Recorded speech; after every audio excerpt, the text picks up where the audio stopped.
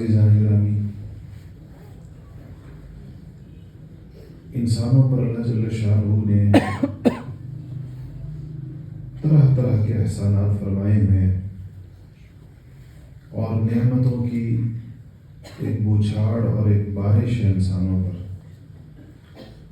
اور خود فرمایا کہ اگر تم ان نعمتوں کو گننا چاہو گے تو گن نہیں سکتے۔ لیکن ان تمام نعمتوں میں اللہ جل شانہ کی انسانیت کے لیے، پوری انسانیت کے لیے جو سب سے بڑی نعمت ہے، جو سب سے بڑا احسان ہے، جس کا انسانیت کے پاس کوئی متبادل نہیں ہے، وہ حضرات انبیاء علیہ السلام کی ذات ہے۔ نبیوں کا سلسلہ جاری فرما کر اللہ جل شانہ نے انسانوں کو زندگی گزارنے کا طریقہ سکھایا ہے۔ نبیوں کے طرز زندگی کو اسلام کہا جاتا ہے۔ اسلام جو دین ہے، طرز زندگی ہے، دین کا مطلب ہی طرز زندگی ہے، تو یہ نبیوں کے طرز زندگی کو اسلام کہا جاتا ہے،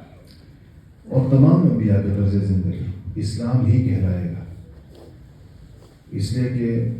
اس کی اصولی چیزوں کے اندر کوئی فرق نہیں ہوتا۔ اللہ جل شانہ انسانوں سے یہی طرز زندگی گزارنے کا مانگتے ہیں۔ تو میں نے آپ کے سامنے آیت پڑھی، اس میں اللہ جل شانہ نے یہی فرمایا کہ ان الدین عند اللہ الاسلام، دین زندگی کیسے گزاری جائے گی؟ عند اللہ، اللہ کے نزدیک اس کی ایک ہی صورت ہے، وہ اسلام ہے۔ کوئی اور چیز اللہ جل شانہ کو قابل قبول نہیں۔ اسی لیے دوسری جگہ فرمایا کہ وَمَن يَبْتَغِ غَيْرَ الْإِسْلَامِ دِينًا فَلَن يُقْبَلَ مِنْهُ، قبول نہیں ہوگا اللہ تعالیٰ کی طرف سے۔ اگر کوئی اور راہ چل کر کامیاب ہونا چاہے گا تو اللہ جل شانہ کا یہ قانون ہے اور اس کا اٹل فیصلہ ہے کہ اور کوئی صورت اللہ تعالیٰ کو قابل قبول نہیں۔ اس بات کو مسلمان مانتے ہیں۔ مسلمان کا مطلب ہی یہی ہے کہ اس نے اس بات کے آگے سر تسلیم خم کیا ہے، اس نے اس بات کے آگے سرنڈر کیا ہے، اس بات کو اس نے مانا ہے کہ واقعی طرز زندگی یہی چلے گا۔ لیکن مسلمانوں کا سب سے بڑا مسئلہ یہ ہے کہ اصولی طور پر یا اعتقادی طور پر اس کو ماننے کے باوجود اس کو جانتے نہیں۔ اگر کسی سے پوچھا جائے کہ نبیوں کا طرز کیا ہے، کس طرح سے زندگی نبیوں کے قریب ہو جاتی ہے، انبیاء علیہ السلام کی عبادات کیسی تھیں، اور خصوصاً ہمارے لیے تو ہمارے آقا و مولا محمد مصطفیٰ صلی اللہ علیہ وسلم معیار ہیں، اب ان کی زندگی کو کے ساتھ اپنی زندگی کے ہر عمل اور ہر فعل کو مماثل کرنا، جوڑنا، ان کی حیات مبارکہ کے آئینے میں اس کو دیکھنا، یہ مسلمانوں سے اللہ جل شانہ چاہتے ہیں۔ اس کو مسلمان جانتے نہیں، اس کا ان کو علم نہیں۔ حضرات صحابہ رضوان اللہ تعالی علیہم اجمعین کا معاملہ یہ تھا کہ وہ جب اسلام لے آئے تو ان کی زندگیوں کا محور اور ان کی توجہ کا مرکز رسول اللہ صلی اللہ علیہ وسلم کی زندگی بن گئی۔ وہ ان کے ساتھ وقت گزارتے تھے، اگر اپنے گھروں میں بھی رہتے تھے تو زیادہ تر وقت مسجد نبوی میں آ کر، اور مکہ مکرمہ کی زندگی میں بھی وہاں کی سختیوں میں، مکہ مکرمہ میں جب مسلمانوں کے پاس کوئی باقاعدہ مرکز نہیں تھا، حرم اور حرم مکی یا بیت اللہ مشرکین مکہ کے قبضے میں تھا، ان کی وہاں بیٹھک ہوتی تھی دارالندوہ کے اندر، اور ویسے بھی وہ وہاں بیٹھے ہوتے تھے۔ اور آپ نے یہ واقعات سیرت کے اندر سنے ہوئے ہیں کہ نبی کریم صلی اللہ علیہ وسلم نے اگر کبھی وہاں عبادت بھی کرنی چاہی تو کتنی مشکلات پیش آئیں، کتنی رکاوٹیں پیش آئیں، آپ کو کتنا زیادہ تنگ کیا گیا۔ اس کے باوجود حضرات صحابہ نبی کریم صلی اللہ علیہ وسلم کے ساتھ ان سختیوں میں شریک رہے، دیکھتے رہے اور سیکھتے رہے، دیکھتے رہے اور پڑھتے رہے، آپ کی ذات گرامی کو پڑھتے رہے۔ کاغذ پر لکھے ہوئے علوم مکہ مکرمہ کی زندگی میں صحابہ کے پاس نہیں تھے، لیکن ان کے پاس چلتا پھرتا قرآن تھا، ان کے پاس اللہ تعالیٰ کی دلیل اور برہان تھا، یعنی نبی کریم صلی اللہ علیہ وسلم کی ذات گرامی تھی، وہ ان کی توجہ کا مرکز تھی۔ وہ صبح سے لے کے شام تک آپ کے اقوال کو، آپ کے افعال کو، آپ کی باتوں کو، آپ کی تعلیمات کو، آپ کے ارشادات کو سنتے تھے۔ قرآن نازل ہو رہا تھا، وہ سنتے تھے آپ سے، اور پھر ان کو آپ کے ساتھ ہی یعنی آس پاس آگے پیچھے ہجرت کرنے کا موقع ملا، اور ہجرت کر کے سارے مدینہ شریف جب چلے گئے تو وہاں اللہ جل شانہ نے کفار کے تسلط سے آزادی عطا فرما دی،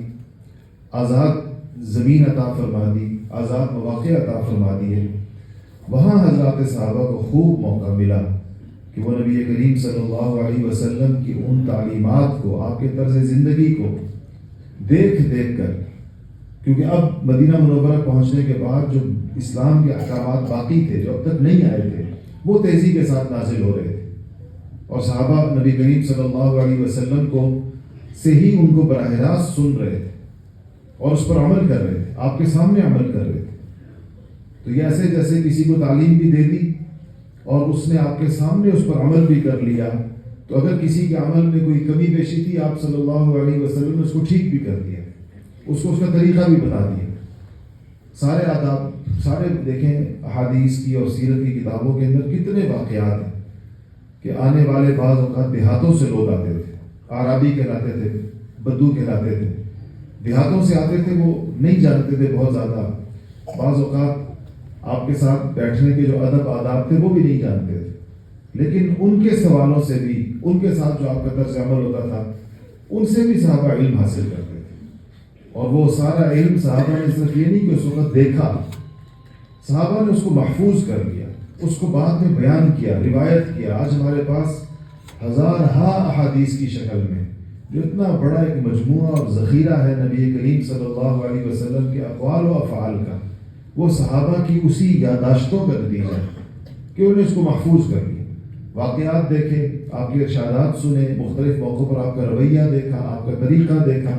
یہ سارا علم نبی کریم صلی اللہ علیہ وسلم کی پاکیزہ زندگی کی صورت کے اندر محفوظ ہو گیا۔ یہ اعزاز اب روئے زمین پر، جس روئے زمین پر اللہ جل شانہ نے 1.25 لاکھ کم و بیش انبیاء بھیجے ہیں، اس پوری روئے زمین پر یہ اعزاز، نرالا اعزاز اور یہ اختصاص اور یہ امتیاز صرف مسلمانوں کو حاصل ہے کہ ان کے پاس پیغمبر آخر الزمان صلی اللہ علیہ وسلم کی پوری زندگی محفوظ ہے، دن بھی محفوظ ہے، رات کے اعمال بھی محفوظ ہے۔ حضرت امہات المؤمنین نے نبی کریم صلی اللہ علیہ وسلم کی راتوں کی تفصیلات بیان کی۔ اگر کسی صحابی نے جن کا آپ کے ساتھ رشتہ تھا، جیسے کہ حضرت ابن عباس رضی اللہ تعالیٰ عنہ، ان کی خالہ ام المؤمنین حضرت میمونہ رضی اللہ تعالیٰ عنہ، اگر کبھی انہوں نے خالہ کے گھر وقت گزارا رات کا، یا عبداللہ ابن زبیر اور عروہ ابن زبیر رضی اللہ عنہما، ان کی خالہ بھی ام المؤمنین ہے عائشہ صدیقہ رضی اللہ تعالیٰ عنہ، اگر انہوں نے کبھی کوئی رات اپنی خالہ کے ہاں گزاری اور نبی کریم صلی اللہ علیہ وسلم کے معمولات رات کے دیکھے تو وہ بھی صحابہ نے بھی محفوظ کیا۔ سفر میں صحابہ کی راتیں ساتھ آتی تھی، اور امہات المؤمنین نے بھی یہ تفصیلات صحابہ کھوج کھوج کر امہات المؤمنین سے پوچھتے تھے اور اس کو پھر محفوظ کیا۔ اسی لیے کثرت کے ساتھ روایت کرنے والی صحابیات میں جنہوں نے بہت احادیث بیان کی ہیں، ان میں عائشہ رضی اللہ تعالیٰ عنہ کا نام بھی آتا ہے، اور علماء نے عائشہ رضی اللہ تعالیٰ عنہ کا چھوٹی عمر میں آپ کے گھر کے اندر ام المؤمنین کی حیثیت سے آنا، اس کی حکمتوں میں سے بہت بڑی حکمت یہ بیان کی ہے کہ عائشہ رضی اللہ تعالیٰ عنہ کی عمر وہ تھی جو پڑھنے کی عمر ہوتی ہے۔ 9 سال کی عمر میں آپ گھر میں آئی ہیں، تشریف لائی ہیں کاشانہ نبوت میں ام المؤمنین بن کر، اور 18 سال کی عمر میں نبی کریم صلی اللہ علیہ وسلم دنیا سے پردہ فرمایا۔ یہ 9 سال ام المؤمنین کو گھر میں ملے، اور اس 18 سال کے بعد ام عائشہ کو 40 سال کی اور زندگی اللہ پاک نے عطا کی۔ ان 40 سالوں میں صحابہ ام المؤمنین سے پوچھا کرتے تھے، اور مختلف موقعوں پر وحی کا وہ حصہ جو ام عائشہ رضی اللہ تعالیٰ عنہ کے سامنے نازل ہوا اس کو بیان کرتی تھی۔ بعض موقعوں پر صحابہ کے پوچھنے پر آپ نے بیان فرمایا کہ یہ وحی میرے سامنے نازل ہوئی، حضور میرے حجرے میں تھے جب یہ وحی نازل ہوئی، اور اس موقع پر ام المؤمنین نے کچھ پوچھا ہے تو وہ سوال و جواب ایسے زبردست ہیں. جیسے آپ صلی اللہ علیہ وسلم نے ایک دن ارشاد فرمایا کہ جس کا حساب ہو گیا آخرت کے اندر. یہ موبائل اپنے بند کر دیں ایک ہی دفعہ سارے حضرات اپنے موبائلوں کی گھنٹیاں بند کر دیں. تو ام المؤمنین سے کہا کہ آپ نے فرمایا کہ جس کا حساب ہو گیا آخرت کے اندر, جس کا نامہ اعمال کھل گیا حساب و کتاب کے لیے, وہ ہلاک ہو گیا. تو اماں عائشہ نے فرمایا کہ یا رسول اللہ قرآن کے اندر ہے کہ اللہ تعالیٰ بعض لوگوں سے حساب یسیرہ لے گا, آسان حساب کا ذکر ہے. تو آپ فرما رہے ہیں جس کا بھی حساب ہو گیا وہ پکڑا جائے گا. تو نبی کریم صلی اللہ علیہ وسلم کتنا یہ آپ غور کریں, نبی کریم صلی اللہ علیہ وسلم کے ارشاد میں اور فسوف نحاسب حسابا یسیرا کی آیت میں بظاہر تعارض کہتے ہیں دونوں ایک دوسرے کے کانٹراڈکٹ کر رہی ہیں, ایک دوسرے کے آمنے سامنے. تو نبی کریم صلی اللہ علیہ وسلم نے فرمایا کہ قرآن میں جس حساب یسیر کا ذکر ہے عائشہ, وہ عرض ہے صرف, یعنی ان کے سامنے صرف ان لوگوں کا حساب پیش ہوگا, کھاتا کھلے گا نہیں, صرف پیش ہوگا. تو بعض لوگ ایسے ہوں گے جو بلا حساب کتاب جنت میں جائیں گے. اس کا بھی آپ نے ذکر فرمایا تھا ایک موقع پر, آپ نے کہا کہ میری امت میں سے 70,000 لوگ ایسے ہوں گے جن سے اللہ تعالیٰ جن کا حساب ہوگا ہی نہیں اور وہ سیدھے جنت میں جائیں گے.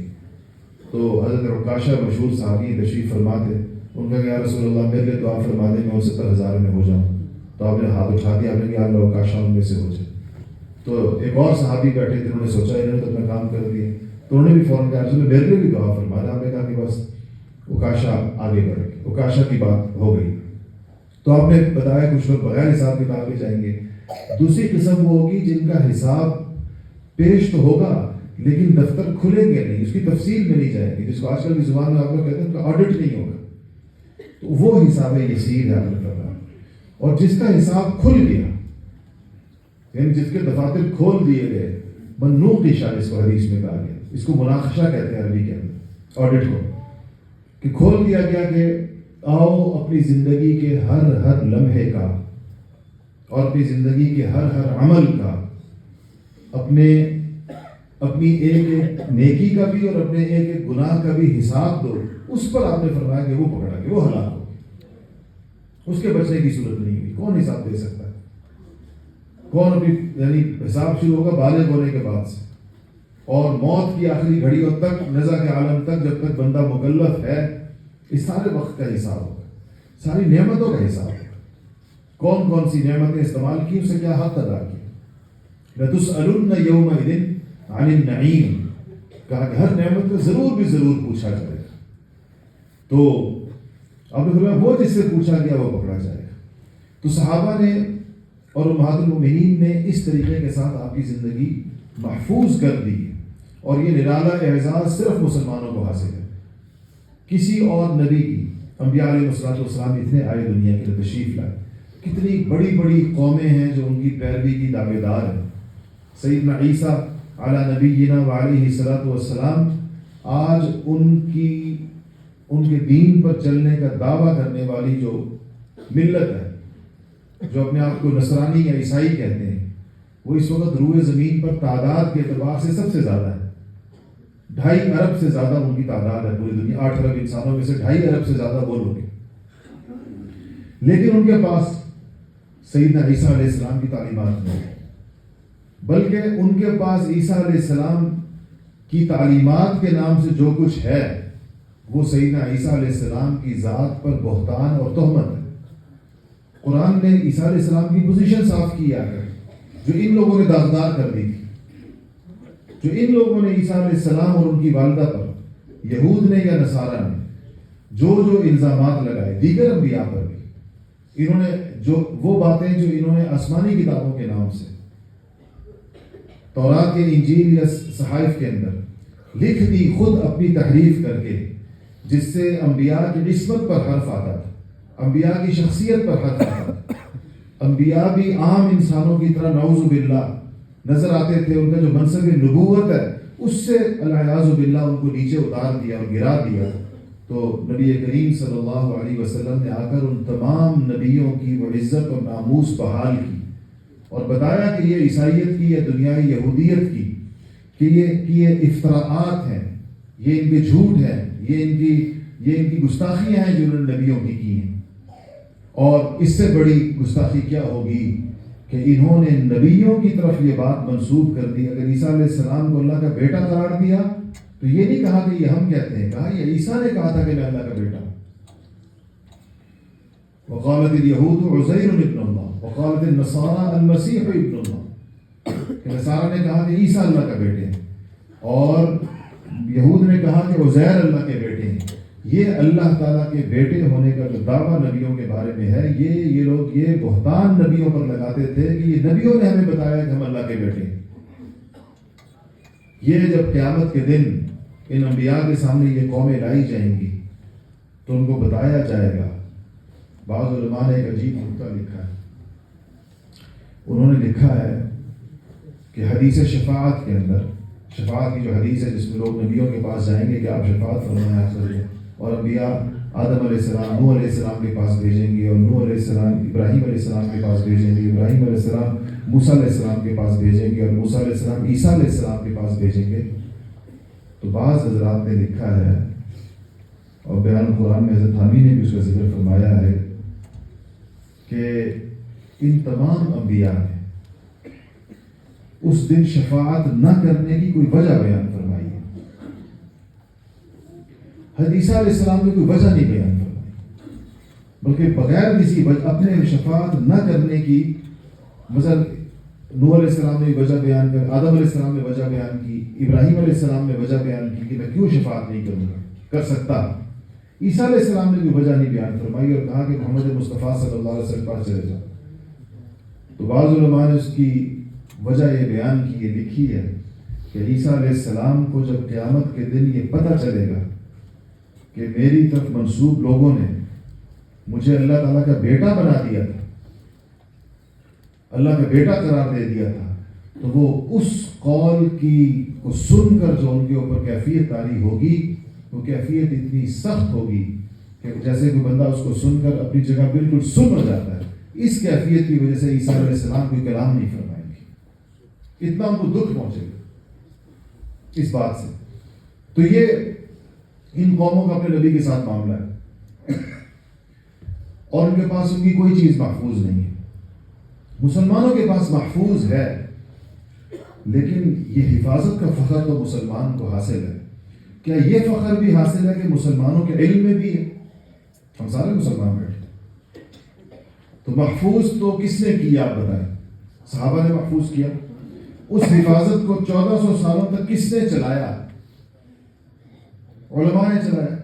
انہی کے پاس محفوظ ہے، ان کے سینوں میں بھی محفوظ ہے، ان کے پاس کتابوں کی شکل میں بھی محفوظ ہے، وہ جانتے بھی ہیں، اس کو پڑھتے بھی ہیں، پڑھاتے بھی ہیں. عام مسلمانوں کا اس کے ساتھ کیا تعلق ہے؟ ان کے پاس اس میں سے کیا چیز موجود ہے؟ اگر مثال میں آپ سے عرض کرتا ہوں، اگر آپ کا کسی عیسائی سے مکالمہ ہو جائے، کسی یہودی سے مکالمہ ہو جائے، آپ اسے یہ کہیں کہ تم لوگ اپنی نبیوں کی جانب نسبت جھوٹی کرتے ہو، تمہارے پاس نبیوں کی کوئی چیز محفوظ نہیں ہے، تو وہ اگر آپ سے کہہ دے اور آپ کسی ایسی جگہ پر ہیں جہاں پر کوئی کتاب نہیں ہے اور آپ سے کہتے ہیں کہ ٹھیک ہے تمہارے پاس تو محفوظ ہے، تم دعویٰ کرتے ہو، چلو تم بتاؤ کیا محفوظ ہے، تو ہم بھی بغلیں جھانکیں گے اور وہ بھی بغلیں جھانک رہے ہیں. تو علم کے اعتبار سے تو ہم ایک ہی جگہ جا کے کھڑے ہو گئے، جہاں دنیا عیسائیت کھڑی ہے، جہاں دنیا یہودیت کھڑی ہے. عام مسلمان جو اللہ کی کتاب سے اور نبی کریم صلی اللہ علیہ وسلم کی سیرت اور سنت سے ناواقف ہیں، جاہل ہیں، وہ بھی اسی جگہ کے اوپر کھڑے ہیں. انہوں نے بھی اس سے ایسے ہی منہ پھیرا ہوا ہے، پشت پھیری بھی ہے، جیسے کہ یہ کوئی ان سے متعلق چیز ہی نہیں ہے. حالانکہ یہ بات ہمیشہ ذہن کے اندر رکھیے گا کہ یہ قرآن و سنت صرف علماء کے لیے نازل نہیں ہوا کہ کہا گیا کہ یہ عیسائیت کے راہبوں نے یہ تصور نکالا تھا کہ مذہبی تعلیم ایک خاص طبقہ حاصل کرے گا اور باقی لوگ اس طبقے کے محتاج رہیں گے مذہبی تعلیم کے معاملے میں، خود یہ کتاب نہیں کھولیں گے، ان کو اجازت ہی نہیں. یہ اس زمانے کے جو عیسائی اور یہودی علماء تھے، انہوں نے لوگوں پر اپنی مذہبی اجازت داری قائم کرنے کے لیے اور لوگوں کو اپنے اس معاملے محتاج رکھنے کے لیے یہ ڈھکوسلا نکالا تھا. مسلمانوں نے کبھی یہ بات نہیں کی. 1400 سال میں مسلمان علماء کی زندگیاں اس کے اوپر گزر گئیں اس کوشش کے اندر کہ عوام قرآن پڑھ لیں، عوام حدیث پڑھ لے، عوام علماء، ان کے بچوں میں سے لوگ علماء بن جائے۔ یہ جو جگہ جگہ مدارس علماء نے کھولے ہیں، اپنے بچوں کے لیے تو نہیں کھولے، لوگوں کے بچوں کے لیے کھولے کہ لوگوں کے بچے قرآن پڑھ لیں۔ کہیں پر حفظ کا مدرسہ ہے، کہیں ناظرے کا مدرسہ ہے، کہیں کتابوں کا مدرسہ ہے۔ آپ کے تلنگن کے مدارس بعض کتنے مشہور ہیں، جہاں سے سینکڑوں ہزاروں لوگوں کے بچے کتنی کتنی دہائیوں سے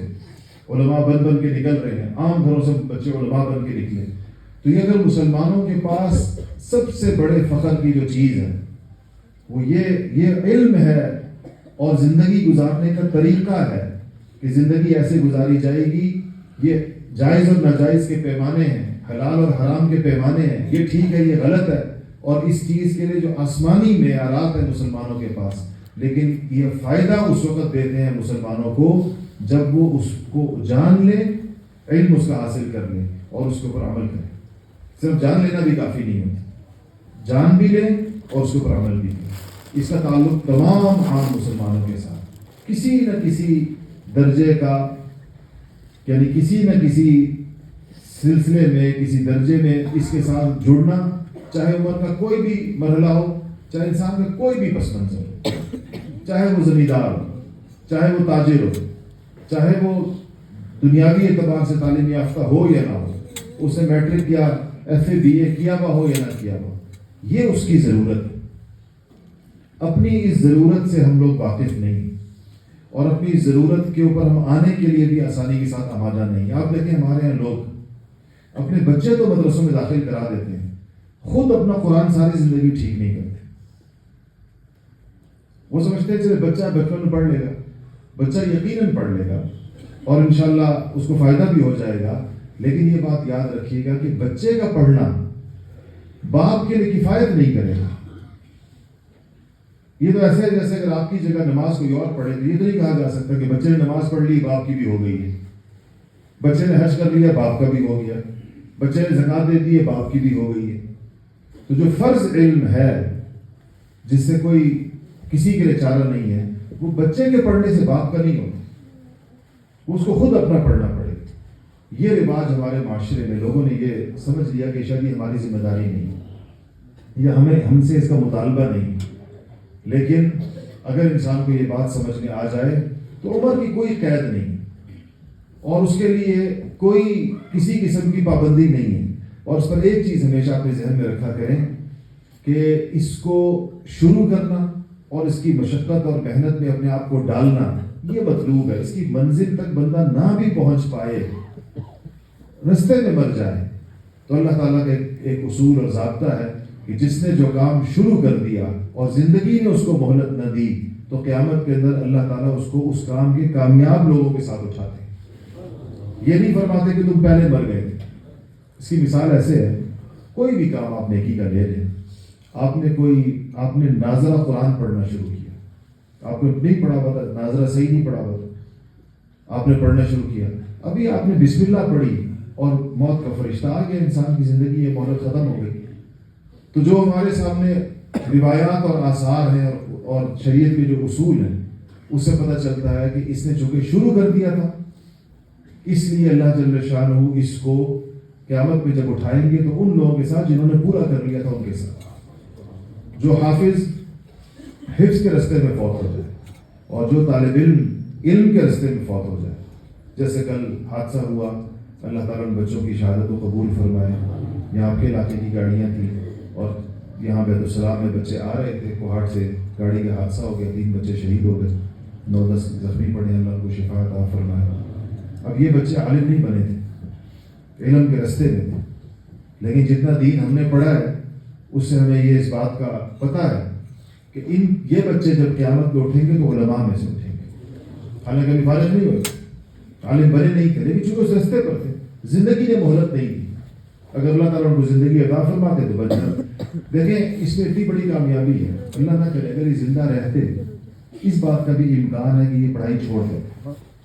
ہوتی ہر بندے کے اوپر اس بات کا امکان ہے، لیکن موت ایسی چیز ہے کہ گویا کہ ان کا اجر محفوظ ہو گیا۔ اب ان کا عالم بننا، علماء میں ان کا حساب ہونا یا علماء میں اٹھنا یقینی ہو گیا۔ زندہ رہتے تو اتنا یقینی نہیں تھا، موت پر جتنا یقینی ہو جاتا۔ تو ایسے ہی نیکیوں کے باقی سارے کے سارے کام، اس لیے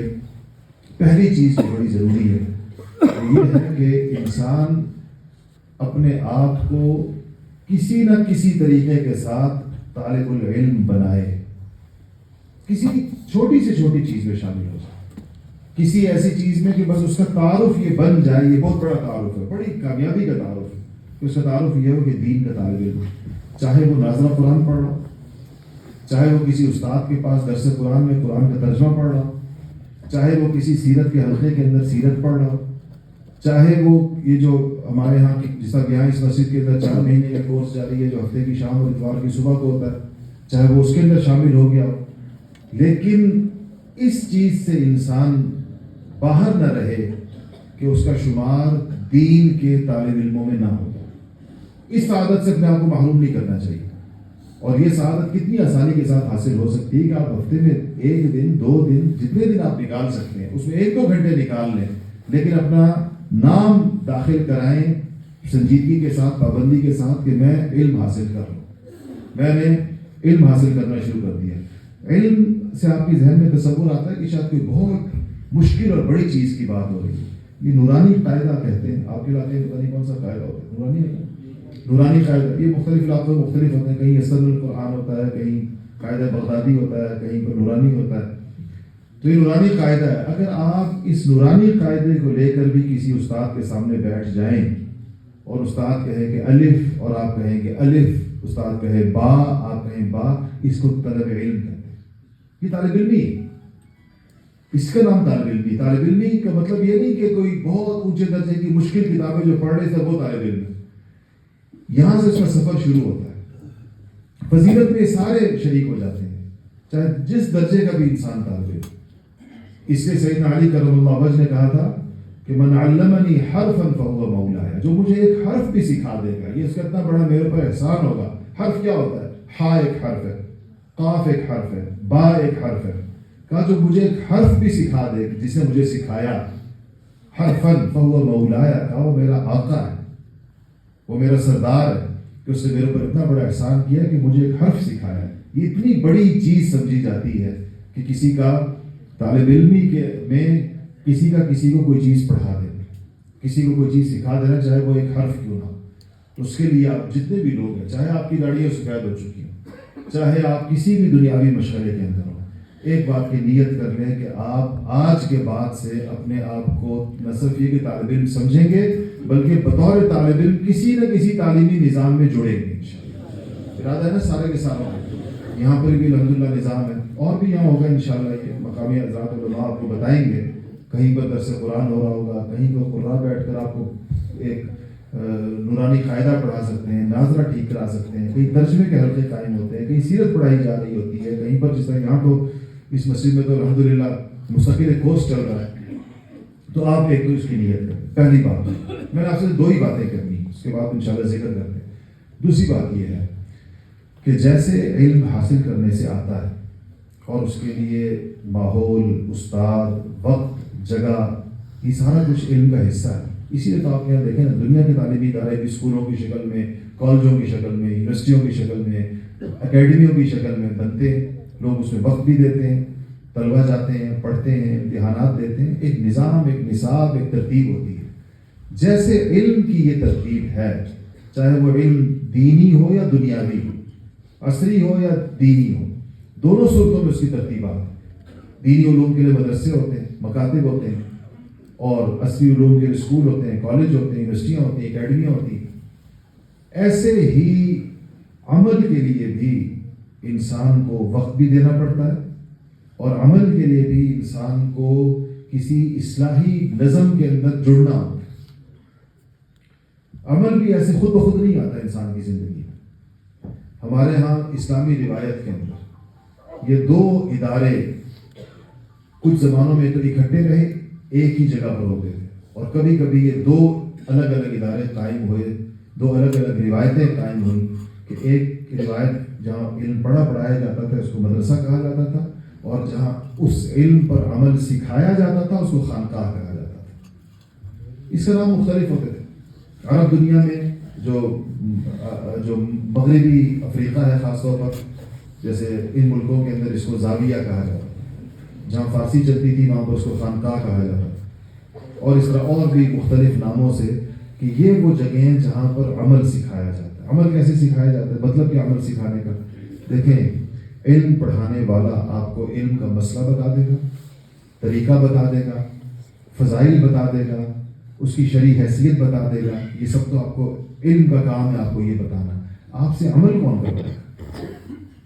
آپ کو تہجد کی فضیلت بھی پتہ چل گئی، رکعتوں کی تعداد بھی پتہ چل گئی، پڑھنے کا طریقہ بھی پتہ چل گیا، اس کے اوپر جتنی احادیث آئی ہیں اس کی فضیلت میں وہ ساری پتہ چل گئی، لیکن یہ تہجد پر آپ کو اٹھائے گا کون؟ پڑھوائے گا کون؟ پتہ تو ہے۔ اس کے لیے جو ایمانی کیفیت درکار ہے راتوں کو اٹھنے کے لیے، گرم بستر چھوڑنے کے لیے، وضو کرنے کے لیے، مصلی پر کھڑے ہونے کے لیے، لمبی لمبی رکعتیں پڑھنے کے لیے، اور پھر دعا کرنے کے لیے، اور اس دعا کے اندر اللہ کے سامنے آنسو بہانے کے لیے، اس کے لیے تو ایک اور کیفیت اور ایک اور قوت درکار ہے، وہ علم سے ہٹ کر ہے۔ علم تو جان لینے کا نام ہے، جان تو ہم نے لیا۔ اب یہاں جتنے ہم لوگ بیٹھے ہیں، ہم میں سے کس کو تہجد کی فضیلت نہیں معلوم؟ لیکن پڑھتے کتنے لوگ ہیں؟ اب ظاہر ہے میں یہ تو نہیں کہہ سکتا کہ آپ ہاتھ کھڑے کریں کتنے لوگ پڑھتے ہیں، لیکن آپ خود یہ اندازہ لگانا کتنے لوگ پڑھتے ہیں، معلوم تو ہے۔ اس سے کہنے کا مقصد ہے کہ علم کافی نہیں ہوتا۔ ہم میں سے کس کو نہیں پتا کہ جھوٹ بولنا غلط ہے، کبیرہ گناہ ہے شریعت کے، ہمارے منہ سے جھوٹ نکلتا، علم ہونے کے باوجود ہم سے عمل نہیں ہو پاتا۔ ہم میں سے کس کو باقی جو بھی آپ عموماً جو معروفات اور منکرات ہیں یہ تقریباً مسلمانوں کو پتہ ہوتے ہیں۔ اللہ کا شکر ہے کہ ہمارے معاشرے میں کم سے کم ان جگہوں میں اتنی جہالت نہیں ہے کہ لوگوں کو یہ باتیں نہ پتہ ہیں۔ بعض علاقے ایسے ہیں وہاں جہالت اتنی زیادہ ہے کہ لوگوں کو کلمہ بھی نہیں آتا۔ ہمارے تبلیغی جماعت کے حضرات بتاتے ہیں کہ ہم ایسی ایسی جگہوں میں جاتے ہیں جہاں لوگوں کو کلمہ بھی نہیں آتا، لا الہ الا اللہ محمد رسول اللہ نہیں آتا۔ وہ ایک دور دراز کے بعد اندرون سندھ کے علاقے ہیں، مختلف علاقے ہیں۔ ہمارے علاقے ایسے نہیں ہیں، یہاں لوگوں کو موٹا موٹا دین کسی نہ کسی درجے کا پتہ ہوتا ہے، یہ پتہ ہوتا ہے، کم از کم یہ پتہ ہوتا ہے یہ کام گناہ کا، یہ کام ثواب کا۔ بس آپ کا کیا خیال ہے ہمارے دکانداروں میں، بازاروں میں کس کو یہ نہیں پتا کہ ملاوٹ گناہ ہے؟ کس کو یہ نہیں پتا کہ جھوٹا وعدہ کرنا غلط ہے؟ تو ہمارے آپ جا کے بازاروں میں دیکھ لیں وہ چھوٹا ہوگا۔ تو اس کا مطلب یہ کہ علم ہوتا ہے لیکن عمل نہیں ہوتا۔ تو دوسری چیز جس کے لیے ہمیں سنجیدگی کے ساتھ اس کو وقت دینے کی ضرورت ہے، اس کے ماحول میں آنے کی ضرورت ہے، اور اس کے ساتھ اپنا دل لگانے کی ضرورت ہے، وہ عمل کی دنیا ہے۔ اب عمل میں علم کو عمل میں کیسے لائیں، اس میں آپ کو ایک بات سناتا ہوں تو اس سے آپ کو علماء اس کو صحیح سمجھ سکیں گے، اور باقی حضرات کچھ نہ کچھ تو سمجھ ہی جائیں گے مثال سے۔ برصغیر کے اندر دو بہت بڑے نامور علماء تھے ہمارے بزرگوں میں سے، ایک حضرت مولانا محمد قاسم صاحب نانوتوی رحمۃ اللہ علیہ جو بانی ہے دارالعلوم دیوبند کے، جن کو حجت الاسلام کہا جاتا ہے، اور ایک امام ربانی حضرت مولانا رشید احمد صاحب گنگوہی رحمۃ اللہ علیہ، یہ دونوں ہم عصر ہیں، ساتھی ہیں، اکٹھے پڑھتے تھے۔ ان دونوں حضرات نے عمل سیکھنے کے لیے، علم تو انہوں نے بڑے بڑے علماء سے حاصل کیا، اپنے زمانے کے چوٹی کے علماء اور محدثین سے علم حاصل کیا۔ عمل سیکھنے کے لیے یہ ایک ایسے بزرگ کے پاس گئے کہ وہ بزرگ معروف معنوں میں عالم نہیں تھے، عمل کی دنیا کے بڑے آدمی تھے، ان کو ہم سید الطائفہ حاجی عبداللہ مہاجر مکی رحمۃ اللہ علیہ کہتے ہیں، لیکن وہ عالم نہیں کہلاتے تھے۔ تو کسی نے ان دونوں حضرات سے، جن کے علم کا طوطی بولتا تھا پورے بر صغیر میں اس زمانے میں، غیر منقسم ہندوستان میں، کسی نے ان سے پوچھا کہ آپ لوگ اتنے بڑے علماء ہیں دونوں، اتنی بڑی بڑی کتابیں پڑھاتے ہیں، آپ لوگ حاجی صاحب کے پاس گئے جو معروف معنوں میں، معروف معنوں سے کہتا ہوں کہ یہ وہ علم کسبی نہیں ہوتا نا، علم لدنی تو ان کا بہت بڑا بہت، ہم جس کو علماء کہتے ہیں وہ کرائٹیریا نہیں ہوتا۔ تو کہا کہ آپ ان کے پاس گئے جو معروف معنوں میں عالم نہیں۔ تو اتنا عجیب اور آسان اس بندے کی عقل، ظاہر لازماً یہ پوچھنے والا کوئی عالم نہیں ہوگا، کیونکہ کسی عالم کو تو اشکال نہیں ہو سکتا، کوئی بڑا آدمی ہوگا اس کو حیرت ہوگی۔ تو انہوں نے کہا کہ ہم حاجی صاحب کے پاس پڑھنے نہیں گئے، ہم حاجی صاحب کے پاس اس لیے گئے ہیں کہ جو ہم نے پڑھ لیا ہے اب اس پر عمل کرنا، ہم عمل سیکھنے کے لیے گئے حاجی صاحب کے پاس کہ اپنے پڑھے پر اب ہمارا عمل کیسے آ جائے جو کچھ ہم نے پڑھا۔ تو عمل سیکھنے کے لیے کیا کرنا پڑتا ہے؟ 3 باتوں میں اس کا خلاصہ ہے، میں آپ کو عرض کر دیتا ہوں، اور آپ بس اس کو پھر اپنی زندگیوں میں دیکھ لیں کہ یہ 3 باتیں آپ کی زندگی میں کیسے آئیں گی اور اس سے عمل کے اوپر آپ کا جو سفر ہے وہ شروع ہو جائے گا۔ پہلی بات یہ ہے کہ عمل کے لیے انسان کو اولین چیز جو درکار ہوتی ہے وہ نیک صحبت درکار ہوتی ہے، نیک ماحول درکار ہوتا ہے۔ ماحول کے بغیر انسان عمل نہیں کر پاتا۔ جب تک اس کو دائیں بائیں اپنے سے بہتر لوگ نہ ہوں، اپنے سے بہتر لوگوں کے درمیان وہ نہ ہو۔ صحبت کا ایک مطلب لوگ عام طور پر اور سمجھتے ہیں، پھر وہ اس پر عمل نہیں ہو پاتا۔ صحبت کا مطلب بعض اوقات لوگ یہ سمجھتے ہیں کہ اب آپ نے تلاش کرنا ہے شیخ عبدالقادر جیلانی کو اپنے زمانے کے، یا آپ نے تلاش کرنا ہے شیخ معین الدین چشتی اجمیری یا اس سطح کے بزرگوں کو، پھر کہتے ہیں جی اب تو بزرگ ختم ہو گئے تو نیک صحبت کا حیثیت کیا رکھے، تو یہ بات ٹھپ کر کے رکھ دیتے ہیں۔ یہ شیطان کا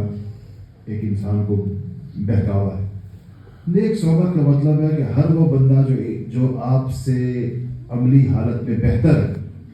اس کی صحبت سے آپ کو فائدہ ہوگا۔ بے نمازی کو نمازی کی صحبت سے فائدہ ہوتا ہے، غافل کو ذاکر کی صحبت سے فائدہ ہوتا ہے، جاہل کو عالم کی صحبت سے فائدہ ہوتا ہے،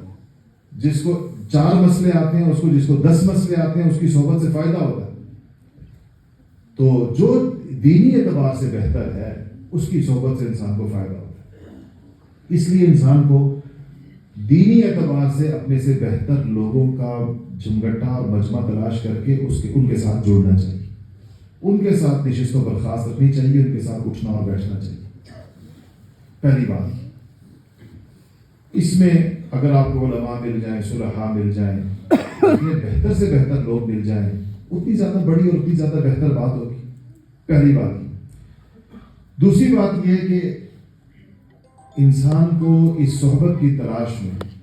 اور اپنا ماحول بدلنے کے لیے جس چیز کی ضرورت پیش آتی ہے وہ یہ ہے کہ اس کو اپنی طبیعت اور اپنے نفس کے خلاف چلنا پڑتا ہے، اپنی راحتیں چھوڑنی پڑتی ہیں، کچھ نہ کچھ مشقتیں اس کو برداشت کرنی پڑتی ہیں۔ یہ نہیں ہو سکتا کہ یہ اس کام کے لیے جو اتنی بڑا اس کا مقصد ہے، اتنے بڑے مقصد کے لیے یہ پاؤں بھی نہ ہلائے، ہاتھ بھی نہ ہلائے، تکلیف بھی نہ اٹھائے اور اتنا بڑا مقصد اس کو حاصل ہو جائے، ایسا نہیں ہو سکتا۔ اس کے لیے اس کو کہتے ہیں مجاہدہ کرنا پڑتا ہے۔ جیسے ابھی جو آپ لوگوں کو یہاں پر آنا ہے اور یہ جو بیٹھنا ہے یہ بھی مجاہدہ ہے، کیونکہ روزانہ کا آپ کا معمول یہ نہیں ہے۔ آپ عام دنوں میں پتہ نہیں مغرب کے بعد کیا کرتے ہوں گے، تو یہ آپ کا آنا، مجلس کے اندر بیٹھنا، ذکر کے اندر شریک ہونا یا دین کی بات سننا، یہ مجاہدہ ہے۔ اسی مجاہدے کو آپ جتنا بڑھاتے چلے جائیں گے آپ کی عملی حالت بہتر ہوتی چلی جائے گی۔ اس لیے ہم لوگ جب یہاں آج میں اصلاحی مجلس رکھی گئی ہے، ہم لوگ کے عام طور پر جب اصلاحی مجالس ہوتی ہے تو اس کو کبھی شب تزکیہ کہتے ہیں۔ شب تزکیہ کا مطلب یہ ہے کہ آنے والے مجمع کو ہم کہتے ہیں کہ رات کو بھی رک جائے، اور رات کو جو یہاں رکے گا ظاہر بات ہے کہ یہ بستر ویسا بستر نہیں ہوگا، یہاں جو اپنے ساتھ سلیپنگ بیگ لائے گا وہ ویسا نہیں ہوگا جیسے گھر کے اندر ہوتا ہے۔ پانی بھی ہو سکتا ہے یہاں پر ٹھنڈا ہو، ہوا بھی ہو سکتا ہے مسجد میں آ کر اس کو، یعنی گھر جیسی راحت نہیں ہوگی۔ اور جب گھر جیسی راحت نہیں ہوگی اور دین کے لیے یہ مشقت اٹھائے گا، اس کو مجاہدہ کہتے ہیں۔ پھر مجاہدے کے درجات بہت آگے تک بات جاتی ہے، لیکن شروع یہاں سے ہو جاتا ہے۔ دوسری شرط یہ ہے کہ آپ کو مجاہدہ کرنا پڑے گا۔ اگر آپ یہ کہیں کہ بغیر مجاہدے کی زندگی کی میں آپ کے دین آ جائے گا، یہ احمقوں کی جنت ہے، اس میں نہیں رہنا چاہیے، اس خوش فہمی کا شکار نہیں ہونا چاہیے۔ اور تیسری اور آخری یہ اختصار ہے، جتنا ہو سکے بات مختصر کرنے کے لیے، اور وہ یہ ہے کہ ذکر اللہ کی کثرت کرنی پڑتی ہے۔ اللہ کا نام بار بار اور 1000 بار اور پورے اہتمام کے ساتھ اور پورے زور و شور کے ساتھ اور پورے اخلاص کے ساتھ اور اپنے دل کو متوجہ کر کے اللہ کا نام لینا پڑتا ہے، ذکر اللہ کی کثرت کرنی پڑتی ہے۔ تب جا کر انسان کے دل میں اللہ کو اس نام کی بار بار لینے کی برکت سے اللہ کی عظمت پیدا ہوتی ہے، اور جب اللہ کی عظمت پیدا ہوتی ہے تو اللہ تعالیٰ کے احکامات کے اوپر عمل کرنا آسان ہو جاتا ہے۔ دنیا میں جس کی معمولی سی بھی عظمت ہوتی ہے نا، اس کے حکم پر آپ دیکھیں گے معمولی ایس ایچ او کی عظمت لوگوں کے دلوں میں ہوتی ہے، تو ایس ایچ او کی ٹیلی فون کال کو بھی کوئی نظر انداز نہیں کرتا، بس اس کی عظمت دل میں۔ ایسے جو فون کرے کہ آپ تھانے میں آ جاؤ، لوگ ایسے سیدھے سیدھے جانے لگتے، کیوں جا رہے ہیں؟ بس دل میں اس کا ایک ہیبت، اس سے اوپر کا درجہ ہو تو اس سے بڑی ہیبت ہوگی، اس سے اوپر کا درجہ ہو بڑھاتے چلے جائیں۔ تو جو مخلوق کی اتنی ہیبت اور اتنی عظمت دل میں آ سکتی ہے تو خالق کی کتنی آ سکتی ہے، جس کے سامنے یہ ساری مخلوق مچھر کے پر کی حیثیت نہیں رکھتی۔ تو ہے نہیں دل کے اندر، اس لیے اللہ تعالیٰ کے احکامات انسان کو اللہ معاف کرے ایسے بالکل مذاق کرتے ہیں، ورنہ اگر صحیح معنوں کے اندر وہ دل کے اندر آ جائے تو کیسے ہو سکتا ہے کہ میناروں سے اللہ کے منادی کی پکار آئے کہ آؤ نماز کی طرف، اور یہ نماز اللہ کے کہنے پر نماز پر تو نہ آئے، ایس ایچ او کی کال پہ تھانے پہنچ جائے۔ دن میں 5 دفعہ اللہ کا منادی اس کو بلاتا رہے کہ اللہ تعالیٰ، یہ تو اللہ کا منادی ہے، اللہ کی طرف سے آواز دے رہا ہوتا کہ حی علی الصلاۃ، آؤ نماز کی طرف، آؤ نماز کی طرف۔ یہ دکان کھولے بیٹھا ہے آرام سے، یہ اس ٹائم کے اندر 5 روپے کا، 5 روپے کے منافع کو یہ اللہ تعالیٰ کے منادی کی آواز سے زیادہ اہم سمجھتا ہے۔ بلکہ ضروری بھی نہیں اس ٹائم میں کوئی منافع ہو، اذان کے بعد جو دکاندار بیٹھے ہوتے ہیں تو ضروری تو نہیں کہ اس وقت کے اندر کوئی خریدار بھی آ جائے، کچھ بھی نہ ہو، کوئی فائدہ بھی نہیں ہے، تب بھی اس آواز کو نظر انداز کر دیتے ہیں۔ اور اس سب نماز کے معاملے میں شریعت کے تمام احکامات کے بارے میں، زکوٰۃ دینے والے زکوٰۃ نہیں دیتے، نہ دینے والے، حج جن پر فرض ہے وہ حج نہیں کر رہے ہوتے۔ کیا ہے کہ اللہ تعالیٰ کے احکامات کی عظمت دل میں نہیں ہوتی، اور وہ کیوں نہیں ہوتی؟ اس لیے کہ العیاذ باللہ اللہ تعالیٰ کی ذات کی عظمت دل میں نہیں۔ تو ذات کی عظمت آتی ہے اللہ کا نام لینے سے، اس سے اللہ سے تعلق پیدا ہوتا ہے۔ پھر انسان سوچتا ہے کہ چھوٹی سے چھوٹی چیز بھی جس میں اللہ تعالیٰ کی نافرمانی کا اس کو اندازہ ہو، اس سے اس کا دل دہلتا ہے۔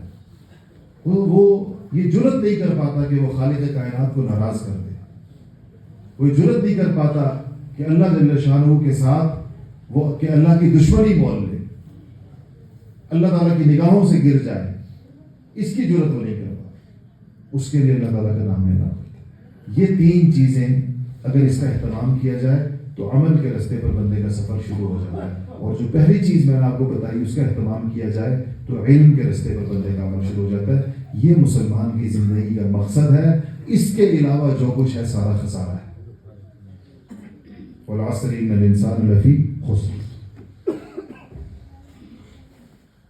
یہی ایمان ہے، یہی عمل صالح ہے، یہی تواصی بالحق ہے، اور یہی تواصی بالخیر۔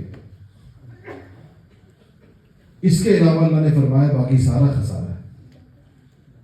اور قسم کھا کر کہا ہے کہ خسارہ ہے سارا کا سارا۔ تو اس خسارے سے، اس نقصان سے اپنے آپ کو نکالنے کی ضرورت ہے۔ ہم آپ کی خدمت میں اسی پیغام کو لے کر آئیں کہ آپ کو یہ بتائیں کہ اللہ کا شکر ہے ماشاءاللہ علماء بہت بڑی تعداد میں تشریف فرما نظر آ رہے ہیں۔ اس کے لیے آپ 2 طبقات جو ہیں، آپ کے 2 الگ الگ کام ہیں۔ علماء کا کام یہ ہے کہ آپ کو مواقع فراہم کریں علم و عمل کے، آپ کے لیے ماحول بنائیں، آپ کے لیے درسگاہیں بنائیں، آپ کو قرآن پڑھائیں، سیرت پڑھائیں، وہ چیزیں پڑھائیں جو آپ کی ضرورت ہے، اور آپ کا کام یہ ہے کہ ان کی آواز پر، ان کی پکار پر لبیک کریں۔ اور اگر یہ مواقع آپ کے پاس دستیاب ہیں تو ان مواقع سے آپ فائدہ اٹھائیں اور اس کے اندر جڑیں۔ جیسے کہ اللہ تعالیٰ کا شکر ہے کہ ہمارے حضرات ماشاءاللہ یہاں طلگن سے آتے رہے، ہمارے مفتی فاروق صاحب اور دیگر حضرات یہاں کے علماء، اور ہمارے مولانا سلمان عابد صاحب چکوال میں بیٹھ کے اس کی فکر کرتے رہے کہ ہم نے جو عوام الناس کے لیے، عام لوگوں کے لیے تعلیم و تعلم کا اور اصلاح و تزکیے کا جو نظم بنایا ہے کہ وہ یہاں قرآن کے وہ یہاں پر بھی تلنگانہ کے اندر بھی شروع ہو، تو اللہ کا شکر ہے کہ یہ 1-2 مہینے، 1 مہینہ تو ہو گیا ہو، 1.5 مہینے سے یہ سلسلہ یہاں پر شروع ہے الحمدللہ۔ اور اس میں اللہ کا فضل ہے کہ یہاں پر ہفتے کے دن شام میں 2 گھنٹے، 2 بجے سے 4 بجے نہیں، 4 سے 6 بجے، اور اسی طرح اتوار کے دن صبح 9 بجے سے لے کر 1 بجے تک اللہ کا فضل ہے کہ یہاں پر لوگ آتے ہیں اور وہ قرآن پڑھتے ہیں، حدیث پڑھتے ہیں، سیرت پڑھتے ہیں، اپنا قرآن ٹھیک کرتے ہیں۔ اسی طرح جب سیرت یہ بتایا، لوگوں سے عرض کیا گیا کہ ہمارا یہ تجربہ ہے کہ عام لوگوں کو دین کی طرف لانے اور دین کی عظمت ان کے دل میں بٹھانے